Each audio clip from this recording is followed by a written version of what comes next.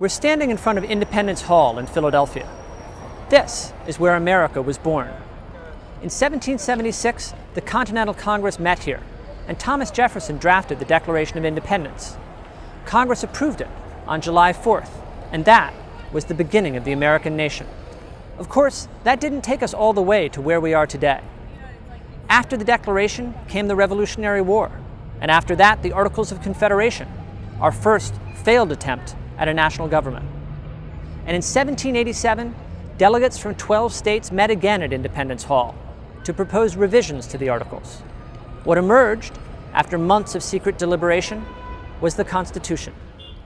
In this module, we're going to talk about the Declaration, the Revolution, the Articles, and the Constitution. Where did the Constitution come from? What problems was it trying to solve? And how should judges go about interpreting it? These are the basic issues we need to discuss to lay a foundation for the rest of the course. Let's go.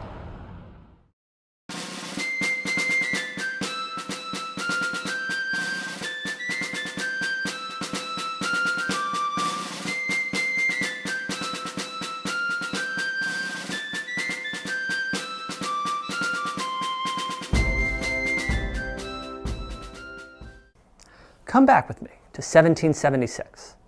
This is when American history begins, the history of America as a country. It begins with the Declaration of Independence. We hold these truths to be self-evident.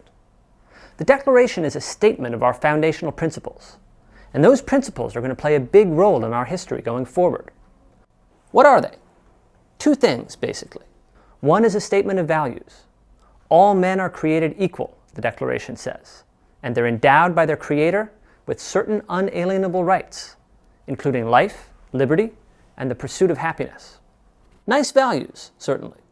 A little odd coming from slaveholders. And we'll see how the unresolved tension between the Declaration and slavery colors American history. But apart from this statement of values, the Declaration has a theory of government. Governments are created, it says, to secure these rights.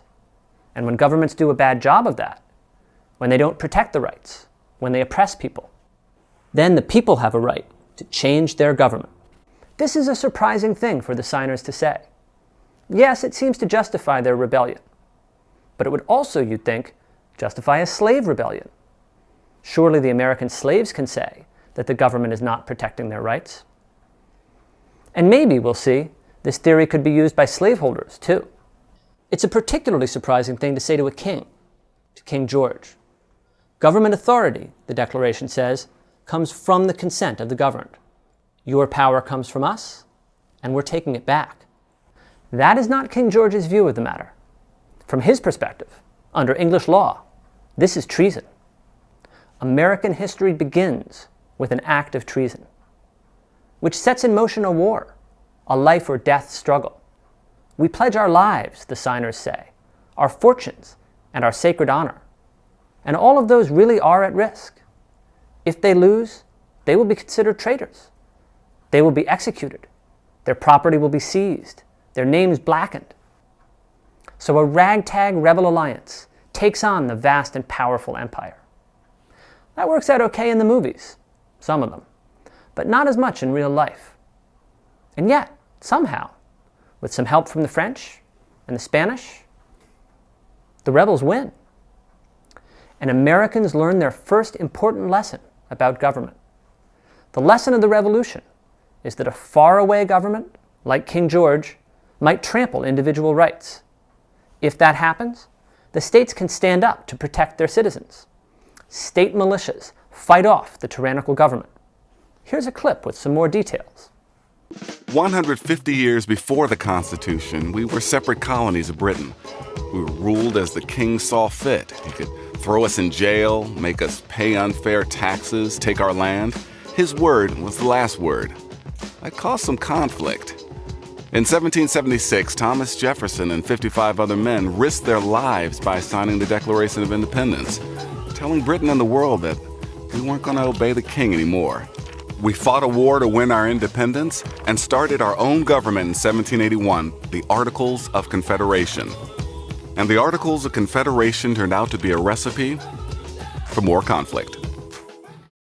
That's the first American understanding of how the world works. States defend their citizens against the tyrannical national government. And that's what's in the minds of Americans when they set up their first system of national government, the Articles of Confederation. They're worried about a tyrannical national government.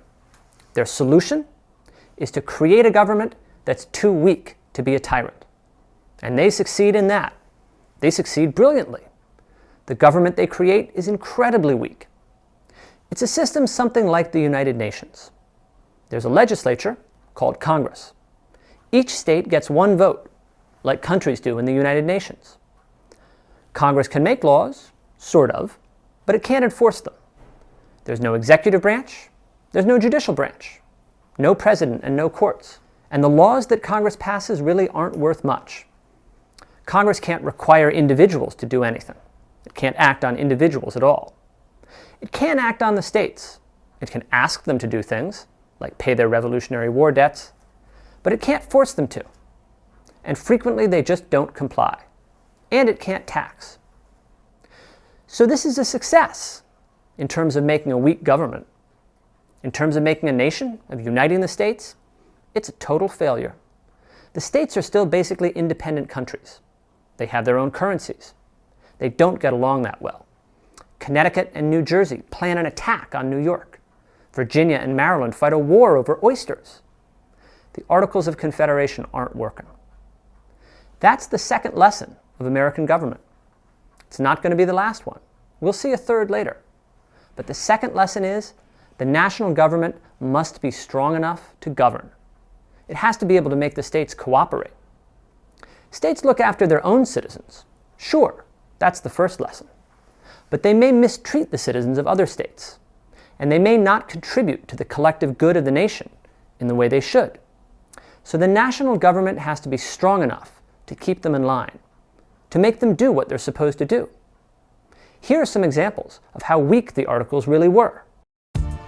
Remember that the colonists were revolting against England. They were revolting against a monarchy, and they were revolting against a parliament that had total power. What they wanted to do was to prevent anybody or any group of people, any institution in this country from having that kind of power over their lives. You had groups of people who had existed for a fairly long time and identified themselves as Virginians or as people from Maryland or people from Massachusetts. North Carolina, where the wonders never cease. Delaware. It's good being first. They want what later would be called states' rights, state sovereignty. The states saw themselves as essentially sovereign nations that had kind of agreed to kind of maybe work together, maybe kind of, sort of. And things fall apart so quickly that it's really kind of dazzling. One of the biggest, if not the biggest, problems that there was no power of taxation. Under the Articles of Confederation, the national government was flat broke. It couldn't afford to protect ships on the Atlantic from pirates, and it couldn't protect citizens on the western borders either. Each state printed its own money. Even more dramatically, New York State, which has the great port of New York City, is charging Connecticut and New Jersey an arm and a leg for everything that comes into their port. And so Connecticut and New Jersey are meeting to plan a united military attack on New York. So in 1787, Congress calls a convention to consider changes to the Articles. Changes are all that the Articles allow. They say the Union will be perpetual, can't be set aside, and even changes are not going to be easy. The Articles require unanimous consent for any alteration. That means a single state can block any change, even if every other state wants it, even if it's the smallest state. The delegates get together in Philadelphia, and the first thing they decide is that they aren't doing revisions. They're going to create a new constitution. In the spirit of the Declaration, they say the existing form of government isn't working, and we're going to make another. So this is like the Declaration. And the Declaration, remember, was treason. You could almost say that about the framers of the Constitution. They're going to wipe out the Articles. They're going, in effect, to overthrow the existing American government. Is this illegal? Is it treason? It is almost certainly illegal. The Articles, after all, declare that their union shall be perpetual. Any changes or amendments require unanimous consent of Congress and confirmation from every state. But the Constitution, when it's drafted, declares that it will be effective if 9 states accept it, not 13. Was the Constitution drafted illegally? Let's see what some other experts have to say about it.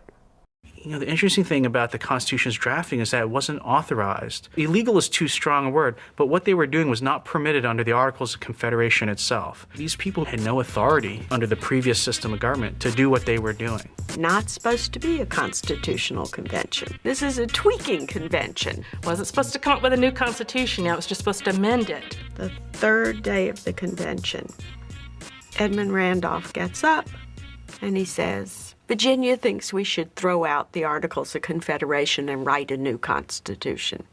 So on the third day of a convention called to make recommendations to amend the Articles of Confederation, they overthrow the government. Is it treason? That's a harder question. In some sense, I suppose it is. But there's really no sovereign against whom to be committing treason. The Declaration of Independence, that's a slap in the face to King George. Tossing out the Articles of Confederation, who's going to be upset? Rhode Island, that's the answer. Rhode Island is the smallest state, but it has a veto under the Articles, since any change requires unanimous approval. Rhode Island likes the veto. They've used it a lot. Now the Constitution is going to take it away, and Rhode Island is mad. But so what? What are they going to do? History repeats itself, they say. First as tragedy, then as farce. King George is a real threat to the lives, the property, and the good names of the founders. The American Declaration of Independence has a strong potential for tragedy. Rhode Island is not the same kind of threat. First tragedy, then farce. But it will be tragedy again before we're done. So the delegates start thinking about the Constitution. What's it going to look like? These delegates represent states, and states have different desires. There are big states and small states. There are slave states and free states. There are states that grow things and states that trade by sea. And above all, there are the 2 conflicting lessons Americans have learned so far. The national government could become a tyrant if it's too strong, but the nation will fall apart if it's too weak. How do these conflicting desires get resolved in the Constitution? How does it respond to both the success of the Revolution and the failure of the Articles? Tune in next time.